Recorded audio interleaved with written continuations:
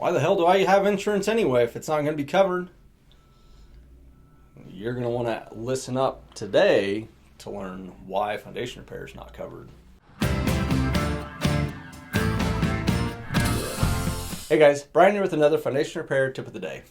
So another question that was asked, are foundation repairs covered by insurance? Well, the unfortunate answer that I'm going to give you is no. The only time that I've ever seen foundation repairs actually be covered is if they're caused by an internal pressurized water leak. So let's say a water line in your house or in slab breaks, and then it then causes the soils around it to wash out or something, and then causes your foundation to settle. So the pressurized water leak is the only time that I've seen the insurance actually pick up the tab for the foundation repairs. Like I said, it has to be caused, and there has to be like documentation that it was caused by that.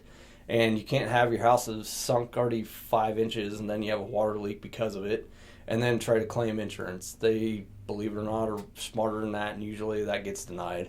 So just to give you a heads up on what is and what is not covered under your homeowner's insurance, typically is not that.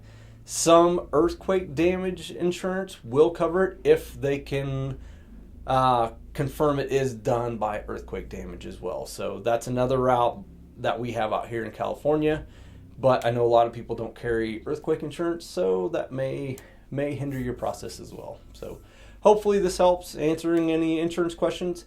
To get a better understanding, the best thing you can do is call your local agent or your current agent for your home and ask them what your policy does and does not cover. So hope this helps, and I look forward to seeing you in the next foundation repair tip of the day.